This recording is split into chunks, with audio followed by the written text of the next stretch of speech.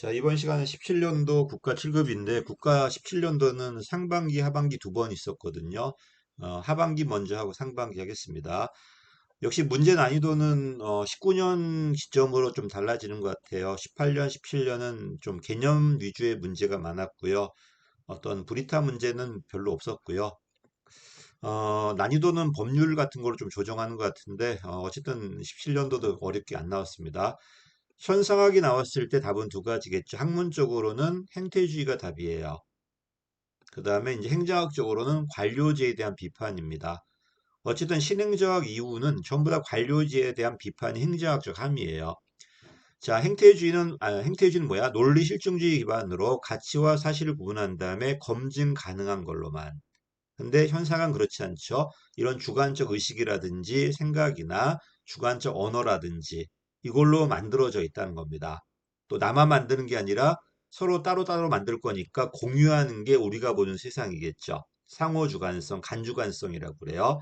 그래서 저는 객관 세계는 이렇게 존재하는 거지만 주관 세계는 내가 만든 세상, 제가 만든 세상, 얘가 만든 세상, 우리가 공유한 세상이 우리가 보는 세상이라는 겁니다. 그래서 행정연구에서 관련된 사람들의 상호작용에 의해 구축된 상호주관성. 이 말은 무슨 말이야? 우리가 사는 세상에 여기는 객관 세상은 내 의지가 없지만은 여기는 내 의지가 들어간 세상이잖아요. 답은 3번이죠. 가치와 사실을 구분하고 개체적으로 판단하는 것은 누구다? 행태주의고 논리실증주의고 얘는 가치와 사실을 구분하지 않고 전체로서 그 의미를 이해합니다. 근데 공통점은 사람을 연구하다 보니까 방법론적 개체주의는 맞아요. 그리고 어떤 현상을 이해할 때 너의 주관이나 객관적 법칙으로 그걸 보면 안 되겠죠. 판단하지 마라. 그 밑에 있지. 기존 관찰이나 믿음에 영향받지 않기 위해서 일단 중지해라. 괄호 안에 묶어둬라. 현상학적 판단 정지다. 그치? 이건 이해가 목적입니다. 검증이 목적이 아니고요. 답은 쉬웠고 답은 3번이었습니다. 자, 공공선택론이 나왔을 때는 거의 뭐 경제학적 가정을 물어보죠. 또는 학자들 물어봤네. 1번 티브가설이죠. 그치? 내가 A 지역에 살았는데 서비스가 마음에 안 든다. B 지역으로 이사 가면서 내 선호가 표시되었다고 해서 반로하는 투표라고 그래요. 이건 틀렸네요. 다른 정부에 이주한 것은 개인이 지방 정부에 대한 선호 표시를 한 겁니다. 그다음에 기존의 집권적이고 계층적 관료제 구조는 공급자 중심이고 획일적이란 말이야. 이러니까 다양한 요구에 대한 반응이 안 되겠죠. 그러니까 분권적으로 경쟁적으로 바꿔달라는 겁니다. 그렇죠? 독점이다 보니까 열심히 일하지 않을 거고 또 공짜다 보니까 시민들은 선호 표현하지 않을 거고 분권적으로 한다면은 경쟁이 될 거니까 열심히 일할 거고 또 선택하면서 선호 표현되다 보니까 대가 받을 수 있겠죠. 틀렸습니다. 민감하게 반응하지 않아야 돼요. 대표학자가 뷰캐넌과 털럭 67년도에 만들었고 오스트롬이 72년도인가 3년도에 도입을 하죠. 니스카넨의 그 대표 이론이 관료 예산 극대화 가설 이런 것들이 전부 다 공공 선택론의 가정들입니다. 학자들입니다. 그다음에 보다시피 개인을 분석해 가지고 사회를 이해하는 개체주의 방식이에요. 사람의 행태를 분석해서 연구하는 거니까 답은 4번도 틀렸죠. 답은 3번입니다. 그 다음에 이제 역시 내용을 준 다음에 제목을 물어봤죠. 내용을 물어봤다면 또 어려웠을 텐데 제목 물어보니까 쉽습니다. 거꾸로 풀면 돼 이거는. 공익은 사익의 총합이다. 특히 기업가적 목표다.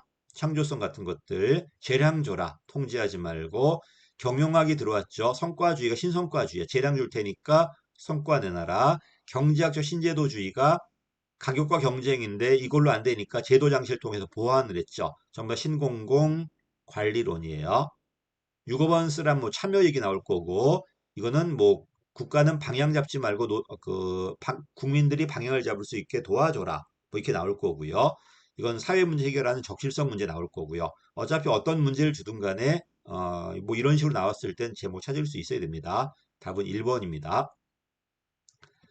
자, 그 다음에 역시 개념 물어봤네요. 의사결정 나무는 어떤 상황이 있어? 일단 가봐. 상황이 또 바뀌어. 어디로 갈 것인가 확률을 추정해 가면서 내가 나갈 겁니다. 꼭 나무처럼 생겼단 말이야. 그래서 의사결정 수모형이라고 그래요. 이 말은 무슨 말이야? 내가 확실하게 안다면 한 방에 가겠지만 모르니까 가면서 고쳐가고 또 가면서 수정해 가는 거죠. 이 말은 무슨 말이야? 불확실성을 고려하고 있다는 겁니다. 맞는 거고요. 여태까지 경영이 이랬으니까 앞으로도 이렇게 갈 것이다. 이게 추사의 영향 분석이에요. 귀납적이죠. 여태까지 경향을 가지고 미래 경향을 찾는 겁니다. 선형으로 찾았으니까 그냥 1차 방정식으로 찾았겠네, 이렇게. 이것도 맞았고요. 칼 루익스가 순편익이죠. 순현재 가치법이야. 내가 설사 누가 손해 보더라도 편익에서 뺐을 때 0보다 크다 하면은 그 사업은 괜찮은 거죠. 전통적인 비시 분석에서 기초가 되는 게 순현재 가치법. 칼 루익스 기준이고요. 자, 이거는 틀렸죠. 이건 민감도 분석이야. 일단 함수를 먼저 구한 다음에 y는 ax 플러스 b. 요 a와 b가 상수였는데 요 a와 b가 약간씩 바뀌었을 때 이 전체 값이 바뀔 겁니다. 이건 민감도 분석이에요. 모형 내 파라메터잖아. 모형 내 변수들을 바꿔가면서 이 결과가 어떻게 달라지는가 알아보는 거고, 교차 영향 분석은 A라는 사건이 일어났을 때 B가 일어날 확률은, 또는 B를 일으키기 위해서 어떤 사건이 필요한지에 대한 관계를 추정하는 게 교차 영향 분석이에요. 이거는 민감도 분석입니다. 실급 문제다 보니까 이런 관리과학의 용어를 물어봤죠. 용어 하나하나 정리해야 됩니다. 답은 4번이 틀렸습니다. 자, 그 다음에 이제 새로운 게 나왔는데 그래도 이게 좀 어려웠죠. 포괄 합리 모형이 뭐냐? 우리 합리 모형은 어떻게 나왔어? 합리 모형 급진적이고 또는 이해성이 높아야 되겠죠. 이게 이제 포괄 합리 모형이 돼야 되는데 여기서 포괄적인데 그냥 경제 합리성이란 기억이 맞을 거예요. 이상적이다, 혁신적이다, 이게 맞을 텐데 행정적이 들어왔죠. 행정적이다. 기술적인 것도 있지만 이러다 보니까 답이 뭐가 돼야 돼요? 높은 이해관계, 합리성은 높은 이해관계는 맞아요. 근데 점진적 변화가 이분은 포괄 합리 모형으로, 얘는 이상적이고 혁명적인 변화, 어떤 폭동 이런 정치 변혁이 아니라 어떤 그 계산에 의해선 이상적이고 혁명적인 변화는 기억일 거고요. 반면에 낮은 이해관계 혁신적 변화가 이게 정치혁명, 정치 변혁 같은 것들, 이런 것들입니다. 그래서 답은 이건 뭐였냐면 니은을 물어봤어. 이학자 이론을 물어봤기 때문에 답을 기억 아니면 니은으로 많이 찍었을 거라고 생각합니다. 합리 모형이니까 기억이 아닐까. 근데 합리 모형은 되게 경제학 모형이에요. 그래서 행정적이 들어왔으니까 이건 경제학 모형보다는 니은에 가깝다는 겁니다. 왜? 경제학도 표현하고 다른 가치도 반영드리는 이런 합리 모형으로 봐둬야 돼요. 대학 교재에 있는 건데 이게 시험에 나왔습니다. 그래서 생뚱맞게 나왔는데 요게 그나마 이제 브리타 문제로 난이도 조절한 것 같아요. 자, 이것도 역시 내용을 준 다음에 제목을 물어봤잖아요. 요새는 안 그렇죠. 내용 준 다음에 내용을 물어보잖아, 지금. 문제 스타일이 약간 바뀌고 있어. 기본 골격이 그대로 돼 있다. 우리 기억나죠? 혁신은 새로운 문제니까 새로운 목표, 새로운 정책들, 새로운 조직, 새로운 예산, 모든 게 새로운 게 혁신. 유지는 기본 골격이 그대로 있어. 목표도 그대로고 정책도 그대로야. 그 내에서 정책 내에서 구성 요소가 바뀐다든지 정책의 좀 능률성 높여서 산출 부분을 바꾼다든지 그 얘기다. 기억만 봐도 유지예요. 됐죠? 정책은 그대로 있어. 대상 집단이 하위 10%였는데 하위 20%로 넓혔죠. 정책은 그대로고 수혜 수준만 달라진 거잖아. 넓어졌다, 작아졌다는 거잖아요. 그 다음에 밑에 디귿도 마찬가지야. 교육비 보조란 정책은 그대로야. 근데 여태까지는 제일 밑에 계층만 줬는데 그 윗계층까지 범위를 넓힌 거잖아요. 이거 전부 다 유지야. 유지. 자, 답은 4번이 돼야 됩니다. 통합은 두 정책이 합쳐진 거고요. 분할은 하나 정책이 갈라진 거고, 선형승계는 하나는 사라지고 완전히 새로운 게 만들어진 게 선형승계였고, 직전 문제는 직전 연도는 선형승계가 나왔죠. 교통 단속이 카메라로 바뀌었으니까 요걸 물어봤죠. 답은 유지입니다. 자, 7번입니다. 역시 평가 종류의 개념 물어봤죠. 평가 사정은 조심해야 돼. 정책을 평가한 게 아니라 평가 계획에 대한 검토예요. 그렇지? 평가를 하면 돈이 들어간단 말이야. 근데 평가해봤자 평가가 불가능하다든지 사용할 데가 없다면 평가 의미가 없잖아요. 평가 사정은 이 평가가 가능한지 사용이 가능한지를 알아보는 평가의 평가야. 정책을 평가하는 게 아니라 평가에 대한 예비 평가입니다. 본격적인 평가 가능 여부와 개선 가능성, 평가했을 때 사용할 때가 있어야 될 거 아니야.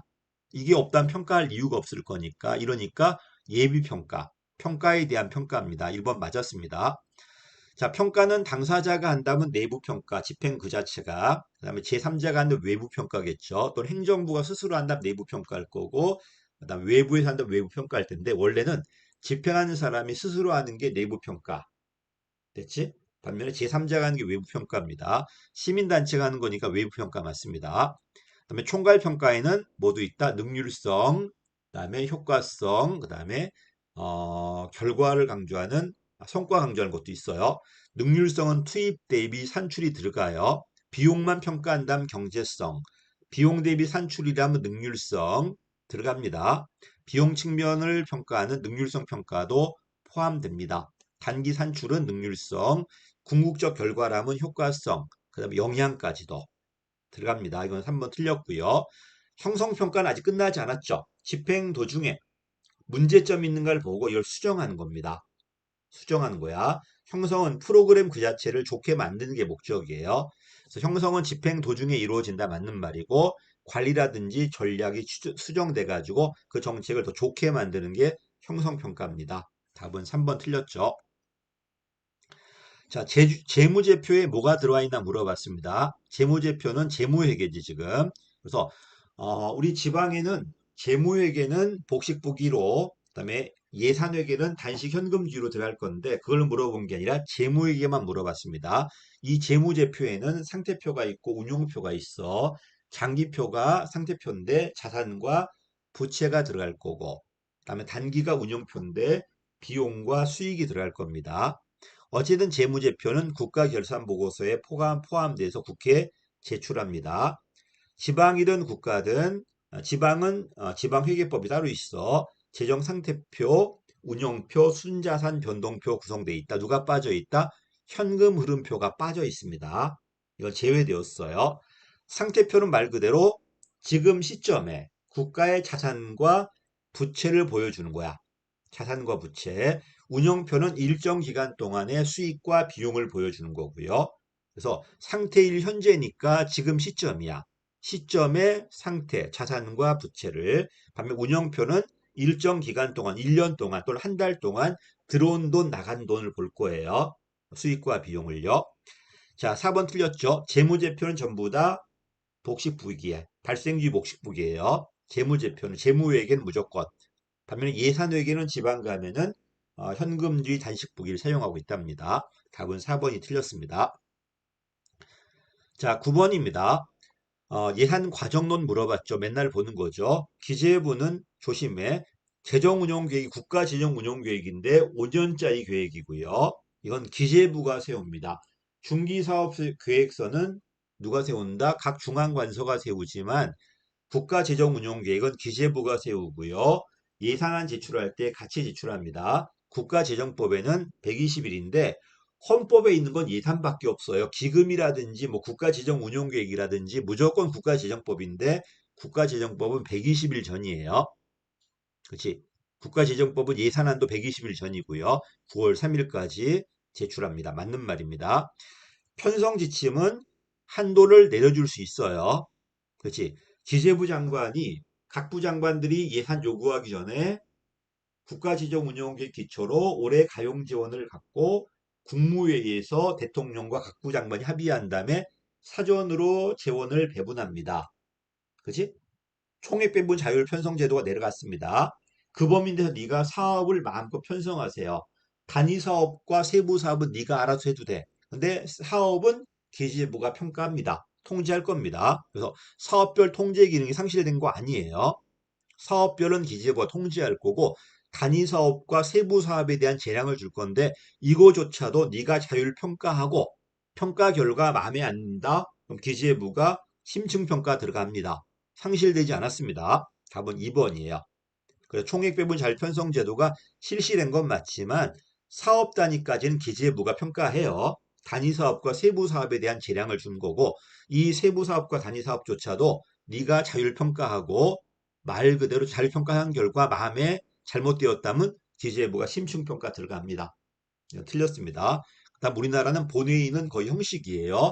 상임위와 예결위 중심이야. 특히 예결위가 제일 중요하죠.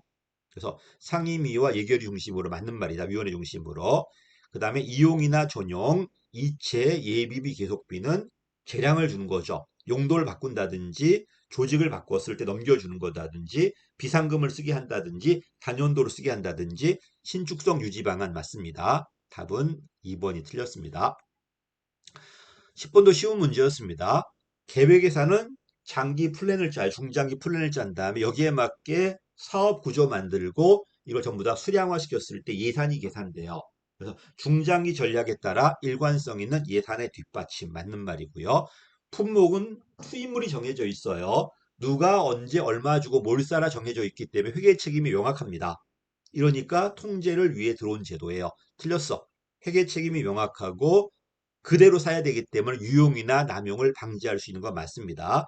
영기준은 카터 때 들어온 거 맞죠? 기존의 예산이나 사업을 다 인정하지 않고 매년 다시 평가하니까 전년도 예산의 답습이 아니라 백지 상태에서 현행 사업이나 예산을 재검토하는 거 맞습니다. 맞는 말이고요. 그다음에 성과주의 예산이 신성과주의도 있고 옛날 성과주의도 있어요. 옛날 성과주의라면은 그냥 1차 결과물이야. 근데 예산을 사업별로 편성한다. 옛날 성과주의라면 단위 사업이었어. 세양 중심이었으니까 사업 단위 편성이고 최종 산출물이니까 결과로 봐야 되겠죠. 이건 성과주의보단 신성과주의에 가까워요. 그냥 산출이다. 그 다음에 단위 사업이라고 했을 때는 성과주의겠지만 사업 단위로 최종 산출물이라면 결과물일 텐데 일로 들어갔을 때는 신성과주의에 가깝겠다. 그래서 가장 틀린 것은 2번이 가장 틀렸습니다. 그래서 이 성과주의는 신성과주의로 봐야 돼요.